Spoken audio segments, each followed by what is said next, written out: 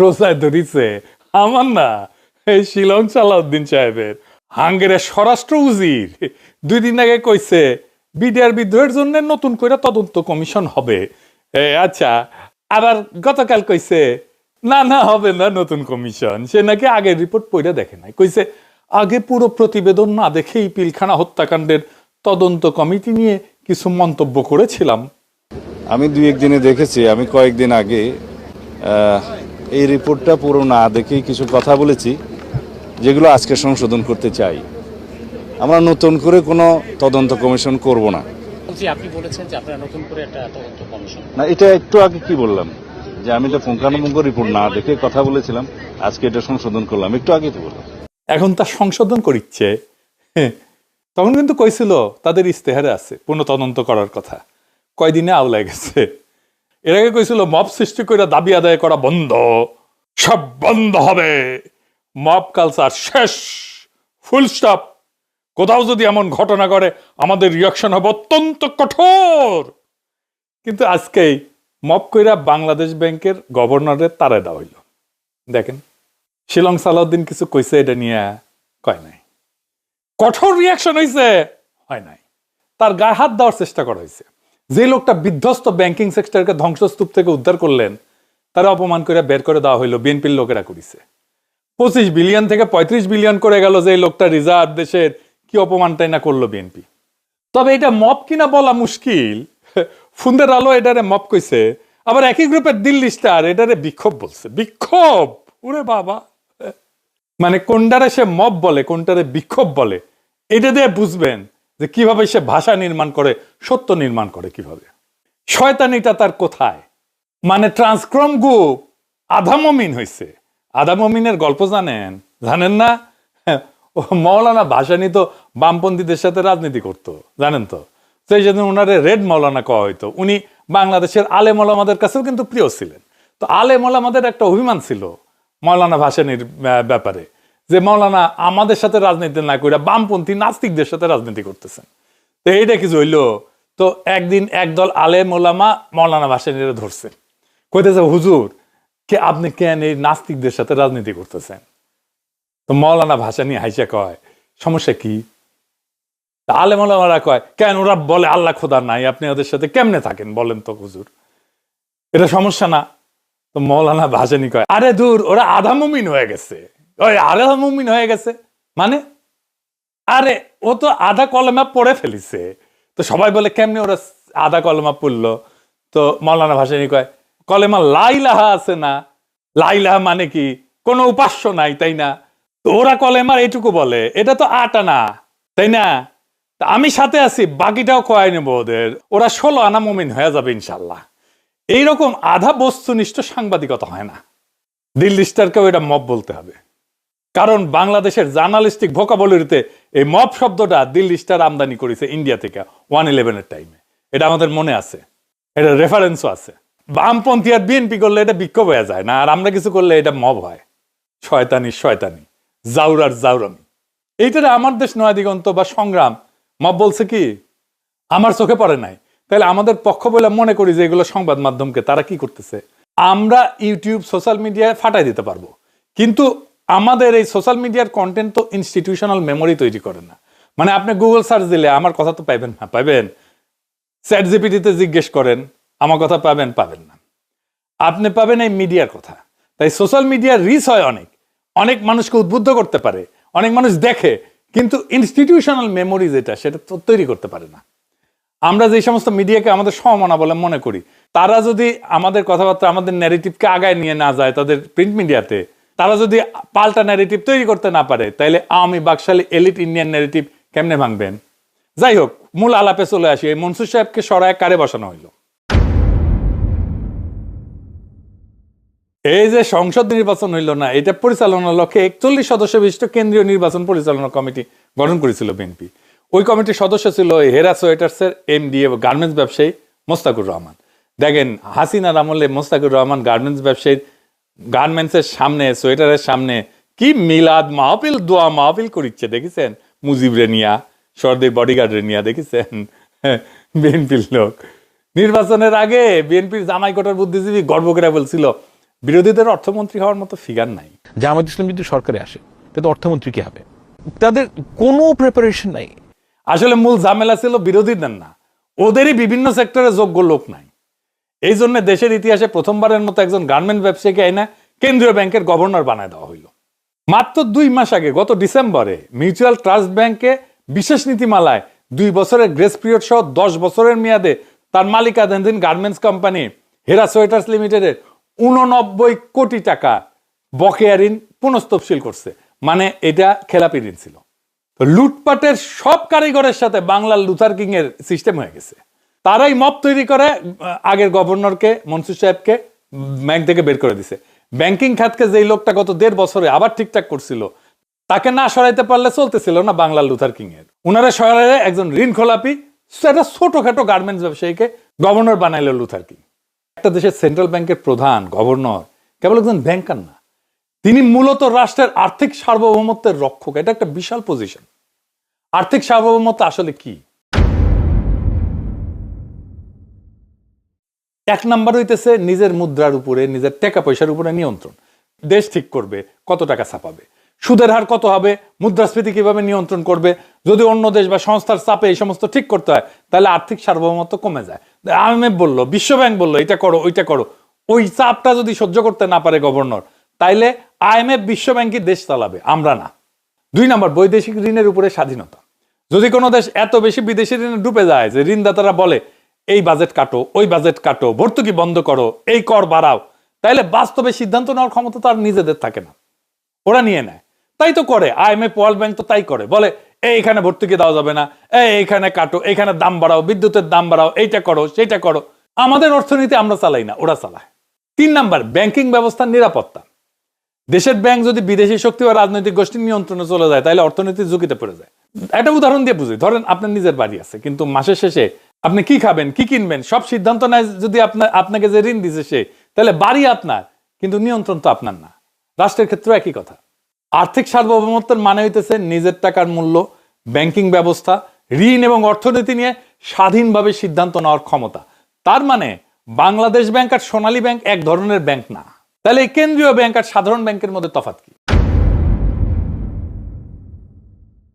সাধারণ ব্যাংক আমরা এটা প্রত্যেকদিন ব্যবহার করি, আমরা যাইতে পারি ওইখানে, টাকা জমা রাখি, ঋণ নিই, বাড়ি বানানোর লোন নিই বা ব্যবসার লোন দিই, এরা ক্রেডিট কার্ড দেয়, চেক দেয়, লাভ করার জন্য ব্যবসা করে, জনগণকে সেবা দেয়। উদ্দেশ্য কি? লাভ করা।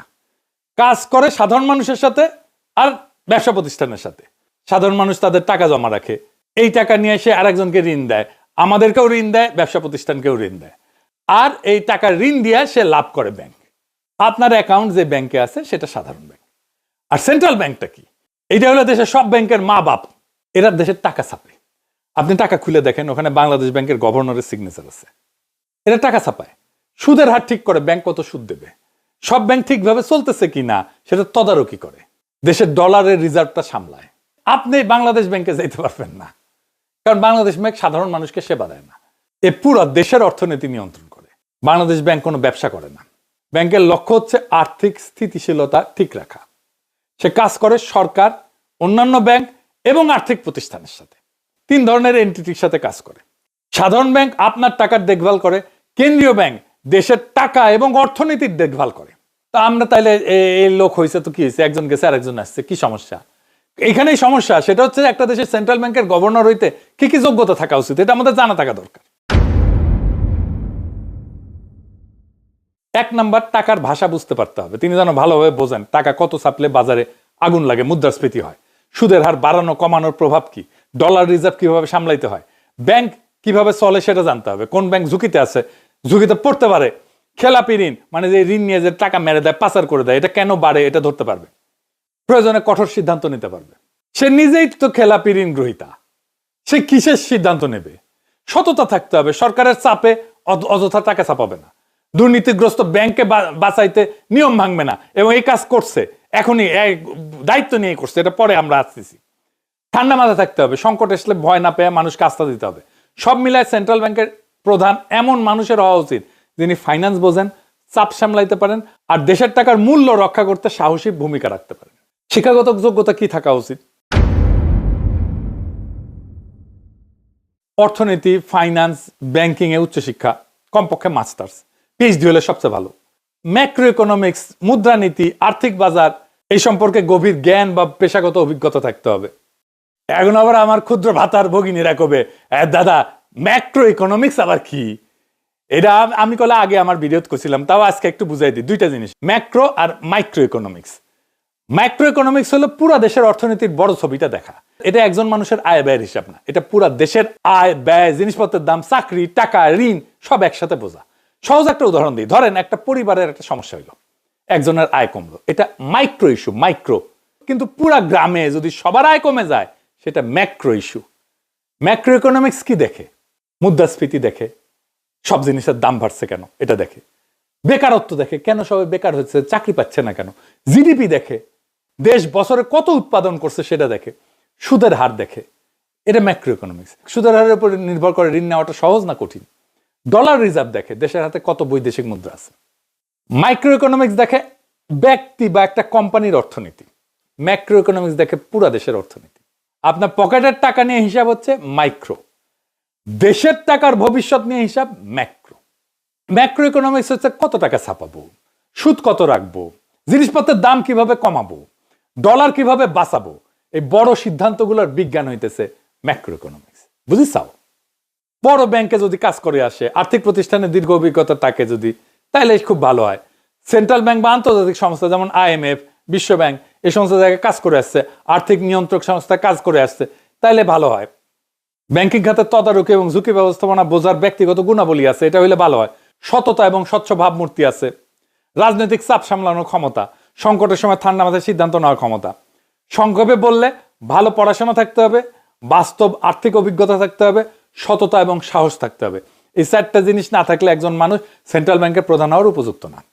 বিএনপি কইতেছে সব দেশে সরকার বদল হইলে নিজের লোক বসায়, কথা সত্য, কিন্তু আপনারে দুইটা জিনিসের জবাব দিতে হবে।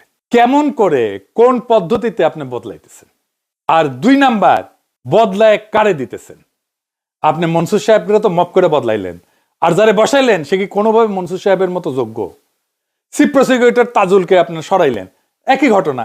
নতুন যে চিফ প্রসিকিউটর দিচ্ছেন সে কি তাজুলের চাইতে যোগ্য? যোগ্য না। দেখেন সে কেমনে কথা বলে। ট্রাইব্যুনালে চিফ প্রসিকিউটরের দায়িত্ব পেয়েছি। আমি কৃতজ্ঞতা প্রকাশ করছি আমি যে দল করি, আমার দলের প্রতিষ্ঠাতা স্বাধীনতার মহান ঘোষক শহীদ রাষ্ট্রপতি জিয়া রহমান, আমার পরম শ্রদ্ধেয় নেত্রী দেশনেত্রী বেগম খালেদা জিয়া এবং আমার নেতা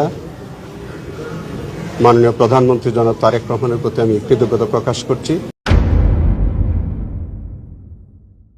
আমি খুব কনফিডেন্ট যে আমার 17 মাসের সময়ে যে বিচারগুলো হয়েছে, যে রায় হয়েছে, যে ডকুমেন্ট আমরা প্রডিউস করেছি, এই ব্যাপারে উচ্চ আদালতে গিয়ে কোনো রকমের এই জিনিসগুলোর ব্যাপারে কোনো অপ্রমাণ হওয়ার সুযোগ নেই, জাজমেন্ট উল্টে যাওয়ার কোনো সুযোগ নেই। এবং আমি প্রথম দিন থেকে যে জিনিসটা বলেছি যে আমরা এমন সব অকাট্য প্রমাণাদি এই আদালতে উপস্থাপন করেছি, শুধু বাংলাদেশে নয়, বিশ্বের যে কোনো আদালতে গেলে এই অপরাধীদের সাজা নিশ্চিত হবে, সর্বোচ্চ সাজাই নিশ্চিত হবে। সুতরাং এই কোয়ালিটি অফ এভিডেন্স মামলাতে আমরা যা কিছু দিয়েছি, অতীতের ট্রাইব্যুনালের সমস্ত রেকর্ড ঘেটে দেখবেন আমরা যে ধরনের শক্তিশালী প্রমাণ এখানে উপস্থাপন করেছি, এই ধরনের প্রমাণ কখনোই উপস্থাপন করা সম্ভব হয়নি। পৃথিবীর সমস্ত সম্পদের বিনিময়ে আমার প্রসিকিউশন টিমকে কেউ কিনতে পারবে না। আওয়ামী লীগ তো দূরের কথা, 14 গোষ্ঠীর ক্ষমতা হবে না আমাদের প্রসিকিউশন টিমকে টাকা দিয়ে কিনবে, সম্পদ দিয়ে কিনবে, প্রলোভন দিয়ে কিনবে, অথবা ভয়ভীতি দেখিয়ে বিরত রাখবে। ইনশাল্লাহ এমন শক্তি পৃথিবীতে কেউ দেখাতে পারবে না। দেখেছেন? এবার আসেন তারেক রহমানের গভর্নরে দেখি, এই গভর্নর যারা বানাইছে তার যোগ্যতা কি? সে একটা গার্মেন্টস চালায়, ছোটখাটো, বড় গার্মেন্টসও না, 500 কর্মীও নাই এবং ভালোভাবে চালাইতে পারে নাই, বিজনেসম্যান হিসেবে ব্যর্থ, সেই জন্যই 89 কোটি টাকা খেলাপি ঋণ। অনেকে কয় ব্যবসা করতে দেয় নাই, হাসায়েন না, মিলে ঝুলে ছিলেন সবাই। মির্জা আব্বাসের ব্যবসা তো বন্ধ হয় নাই, আব্দুল আউল মিন্টুর ব্যবসা তো বন্ধ হয় নাই, মিজানুর রহমান সিনহার ব্যবসা তো বন্ধ হয় নাই, আরো বিএনপি নেতাদের ব্যবসা আছে, মন্ত্রীদের ব্যবসা আছে, কোনোটাই বন্ধ হয় নাই, নাম কইলাম না, খালি তারে ব্যবসা করতে দেয় নাই না। আর ব্যাকগ্রাউন্ড কি তার? পড়াশোনা কি? অ্যাকাউন্টিং। তাও বলে চার্টার্ড অ্যাকাউন্টেন্ট না, ফিনান্স ব্যাকগ্রাউন্ড হয়তো বুঝতাম। ফিনান্স আর অ্যাকাউন্টিং এর তফাৎ কি? এটা একটু বুঝাই বলি। যারা জানেন তারা তো জানেনই, যারা এই বিষয়টা একটু পরিষ্কার করে বুঝেন না তাদের বলে রাখা ভালো। আমিও যে ভালো বুঝি তা না, তাও চেষ্টা করি একটু বোঝানোর জন্য। অ্যাকাউন্টিং হইতেছে কোত্থেকে টাকা আসলো কোথায় গেল এই হিসাব রাখা, আয় ব্যয়ের খাতা, ব্যালেন্স শিট রাখা, লাভ ক্ষতির হিসাব করা, ট্যাক্সের হিসাব করা।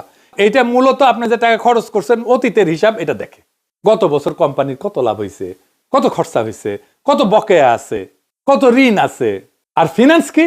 ফিনান্স হইল ভবিষ্যতের টাকা কিভাবে বাড়ানো হবে বা ব্যবহার করা হবে তার পরিকল্পনা। ফিনান্স ভবিষ্যতের জন্য, অ্যাকাউন্টিং অতীতের জন্য। আমরা বর্তমানে থাকি, আমাদের দুইটাই লাগে।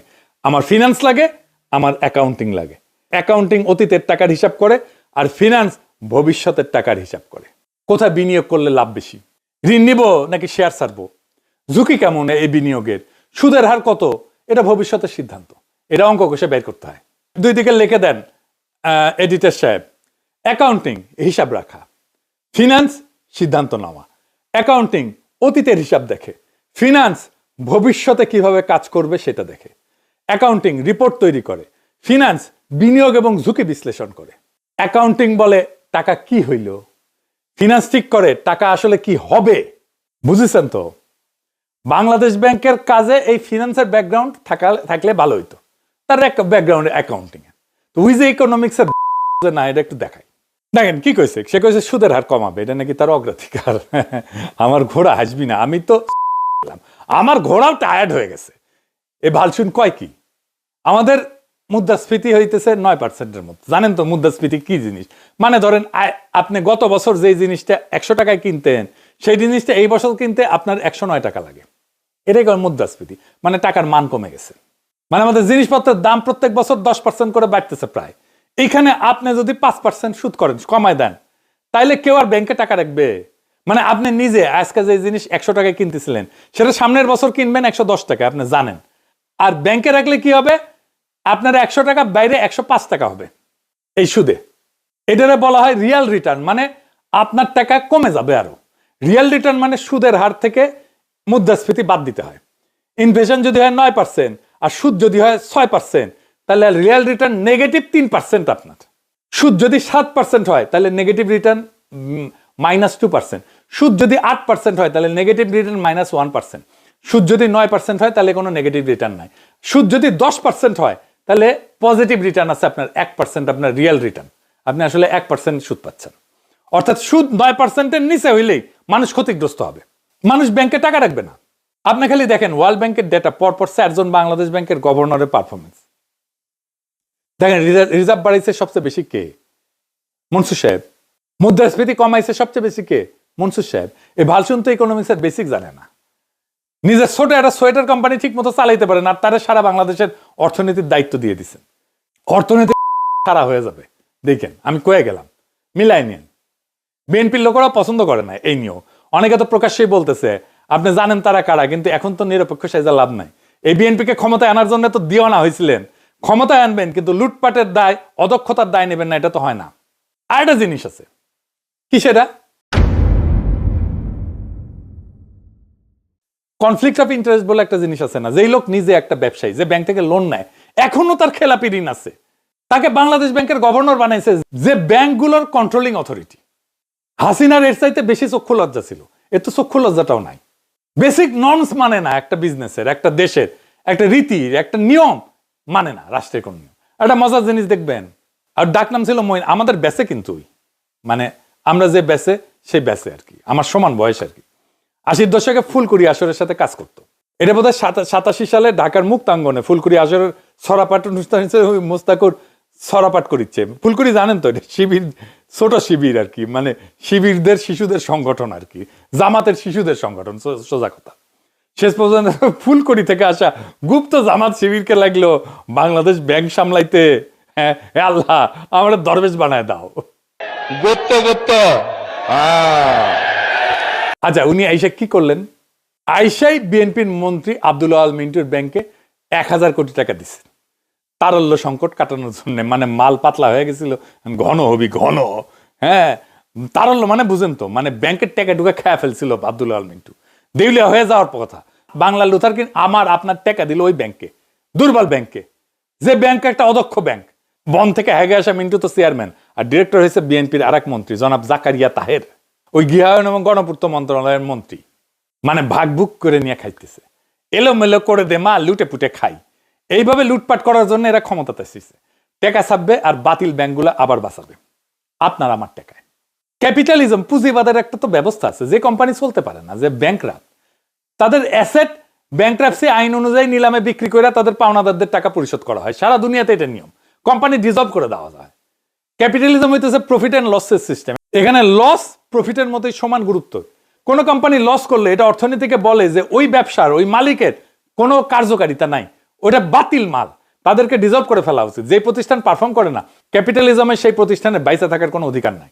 আমেরিকার অর্থনীতিতে হাজার হাজার কোম্পানি ব্যাংক্রাফট হয়, আবার হাজার হাজার নতুন কোম্পানি তৈরি হয়। এভাবে অর্থনীতি আগায়। অর্থনীতিবিদ ইয়াজেফ সুম্পেস্তার, অনেকে বলে জোসেফ সুম্পেস্তার, আমেরিকান অস্ট্রিয়ান পরে অস্ট্রিয়ান অর্থনীতিবিদ, পরে আমেরিকা চলে গেছে, হার্ভার্ডে পড়াইতো। তার ক্রিয়েটিভ ডিস্ট্রাকশন একটা থিওরি আছে। সেটা বলে যে এইভাবে ভালসুন বাজে কোম্পানিগুলো ডিজলভ করে মাইরা ফেলাইতে না পারলে বা অর্থনীতিতে কোনো ক্রিয়েটিভিটি আসে না।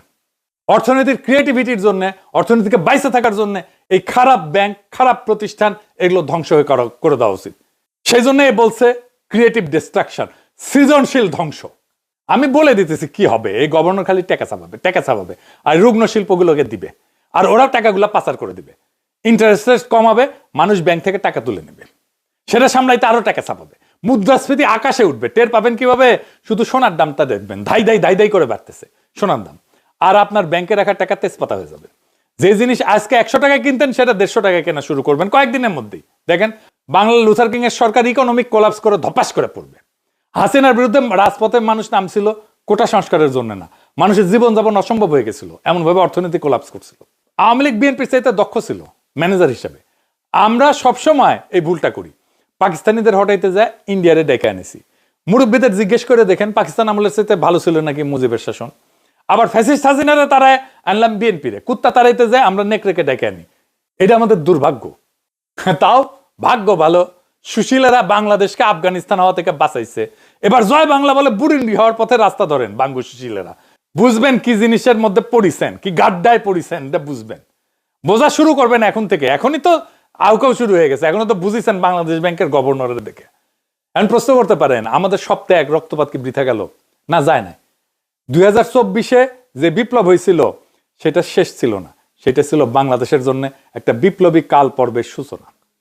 পৃথিবীর তাবৎ বিপ্লবে একই জিনিস ঘটে, বারবার ঘটে।